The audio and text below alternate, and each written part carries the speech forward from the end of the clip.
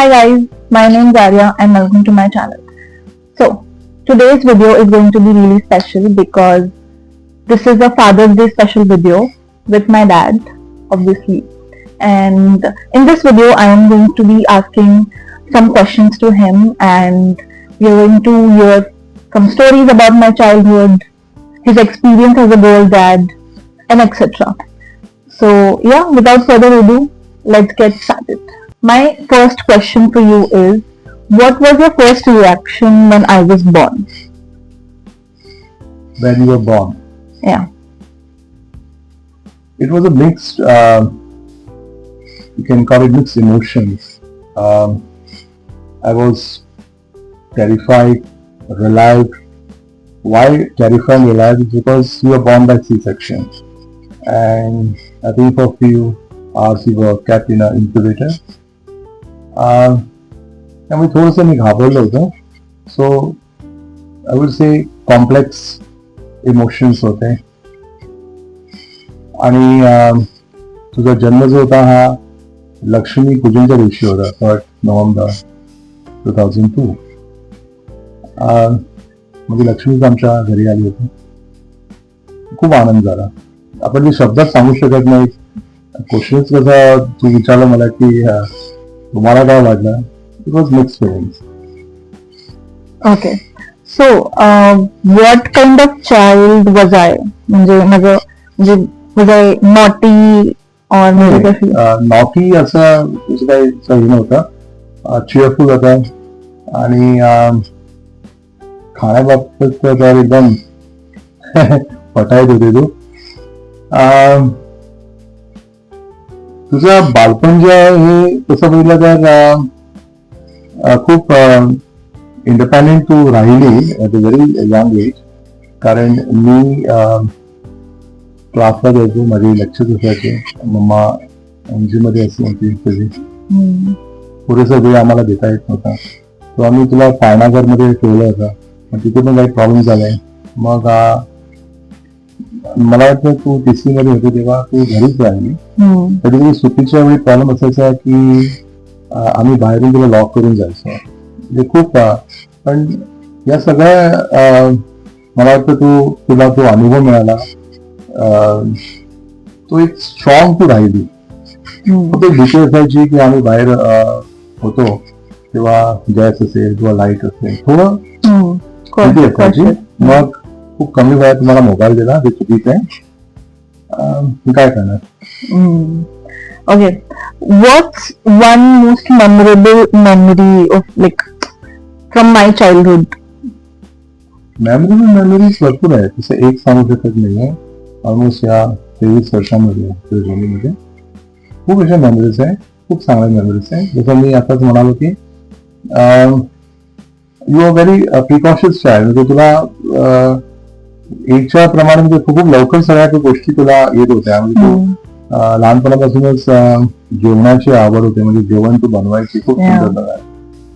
Baking या सगळ्या गोष्टी आतापर्यंत अजून तू करते. खूप असे इनोसेंट म्हणजे काय म्हणू आपण की मला आठवते की जेव्हा मी एकदा मॉलला तुला घेऊन गेलो होतो तेव्हा तू हट्ट केला की मला हे पाहिजे ते पाहिजे. तर मी असंच म्हटलं की अरे हे नाही घ्यायचं आता आपल्याला. तर तुझा प्रश्न होता गरीब झालो होता. आणि मी त्या स्टेटमेंट जे तू दिला होता म्हणजे आपण गरीब झालो ना, मी खूप ऍक्च्युली थोडं इमोशनल झालो आणि थोडं फनी पण वाटलं. खूप आहे तुला बाहेर कुठे गेलो की तुला मी घेऊन जायचो. इव्हन मी क्लासेस मध्ये जेव्हा जायचो तर तुला पण मी जेव्हा लेक्चर्स कमी असायचे तेव्हा तुला पण तिथे घेऊन जायचो. पण तू एकदम शांत होती. म्हणजे बाकी मुलांसारखी मस्ती करायची, काही गोष्टी इथून तिथून फेकायच्या. थोडंसं इव्हन कोणाच्या घरी गेलं तरी तू एकदम शांत असायची. मला आठवतं जेव्हा कर्नलची नोट्स जेव्हा तुला समजल्या तेव्हा जो गांधीजीचा फोटो होता तेव्हा तू मला विचारली म्हणजे आजोबा आहे का. अशा भरपूर अशा फनी गोष्टी आहेत, पण कधी तो त्रास दिला नाही. कारण घरी तो एकटी राहिल्यामुळे लहानपणापासूनच मला वाटतं की तुला तो एक इंडिपेंडेंट म्हणजे राहायची सवय झाली. जेव्हा कॉलेज पुण्याला MIT मध्ये ऍडमिशन घेतला तो आम्हाला अशी काही भीती नव्हती, कारण तुला सवय होती एकटे राहण्याची. Okay, what's one thing that you are proud of about me, like ही गोष्ट असेल की गर्व आहे तुम्हाला? प्राऊड म्हणजे आता मी मॅथ्स टीचर, ओके, पण तुला मॅथ्स मध्ये काहीच इंटरेस्ट नव्हता आणि आम्ही कधी फोर्स पण केला नाही. आणि कधी क्लासेस लावायचा किंवा असं ट्युशनला जायचं होतं, कधी तुला पण वाटलं नाही, तुला बोलू पण नाही, आणि स्वतःच अभ्यास केला. चांगले मार्क मला CBSE 10 मध्ये त्याला 70-80% मिळाले होते. 12ला पण तसेच होते. स्वतःचा अभ्यास केला एकदम. एक्स्ट्रा करिक्युलर आणि ऍक्टिव्हिटीज मध्ये स्विमिंगला तू जायचीस, अजून जाते. डान्स, म्युझिक, कुकिंग, कुकिंग, नंतर आर्ट, तुझी जी क्रिएटिव्हिटी. म्हणजे मला असं वाटतं की म्हणजे काही पॅरेंट्स फोर्स करतात की मुलांनी इंजिनिअरिंग करावं किंवा मेडिकलला जावं किंवा पण आम्हाला कसं वाटलं नाही. आणि तुला फक्त 2-3 दिवस 10च्या नंतर किड्स आहे दॅट फिकल माइंड की आपण हे करू, ते समजत नव्हतं. पण तुला आम्ही 2 महिने दिले होते की विचार कर तुला काय करायचं. तुला कलिअरी स्किल तुझी चांगली होती, मग तू हॉटेल मॅनेजमेंट करायचं किंवा कलिअरी कॉलेज जॉईन करायचं, सगळं तुम्हाला फ्रीडम दिला होता. पण तू जर्नलिझम, आता तू masters in public leadership in government केला, म्हणजे तू स्वतःच्या याच्यावर केलाय की कोणाची मदत न घेता. त्यामुळे आम्हाला दोघांना, मम्मीला आणि मला खूप प्राऊड आहे की जे काय तू केलेलं आहे ते स्वतःच्या हिमतीवर केलेलं आहे. काही लोक म्हणतात आमच्या रिलेटिव्ह की तिला इंजिनिअरिंग करायला पाहिजे होतं किंवा मेडिकल, असं काय नाही. What's one thing that I should improve, म्हणजे चेंज करायला पाहिजे वगैरे असं? इम्प्रूव्ह, राग कंट्रोल करायला पाहिजे. राग भरपूर येतो त्याला, आणि कुठली गोष्ट मनासारखी झाली नाहीये ठीक आहे, आय गेट अपसेट होतो. तर माझ्या मते की चिकाटी ठेव, दॅट बी रेसिलियंट, आणि एवढं सांगायचं मला की believe in your self. Okay, try to just learn to trust your instinct. बाकी काय, बाकी सगळ्या गोष्टी तू नंबर 1 आहे. ओके, फक्त या गोष्टी जर हे केल्या, या गोष्टी असतात. लाईफ जे आहे हे आपण काय म्हणजे त्याला रोलर कोस्टर आहे. Okay, to enjoy the ride, ups and downs life मध्ये येतात. सगळ्या गोष्टी मनासाठी होत असं नाही, पण खचून जाऊ नको. And set form boundaries also.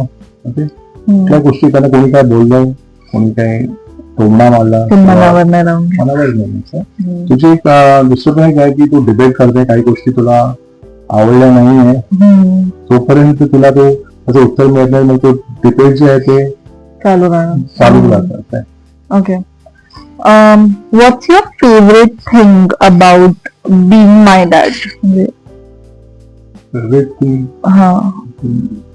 म्हणजे असं काही गोष्टी जे तुम्हाला आवडतात, whatever, like now watching like the incredible woman you have become, and that transition from your protector to your friend. Now we can discuss on any topic at length. आपण खूप अशा गोष्टी डिस्कस करतो, खूप टॉपिक. आणि like कुठे hangout वगैरे करायला कुठे जायचं असेल तर आपण जातो. मूवी असू द्या, काही असू द्या, तरी मम्मा आमच्यावर एक मधून आम्ही जातो. Okay, so my last question, if you had to describe me in 3 words, what would that be? Like, just in 3 words. 3 words. Yeah. तो खूप ऑब्स्टिनेट आहे, म्हणजे खूप हट्टी आहे, ठीक आहे, फेअरफुल आहे, एम्पॅथी वगैरे आहे. म्हणजे कोणाचं दुःख असेल काय, आम्हाला तेच होतं की या मुलीला दुसऱ्याबद्दल पण एक सहानुभूती असायला पाहिजे.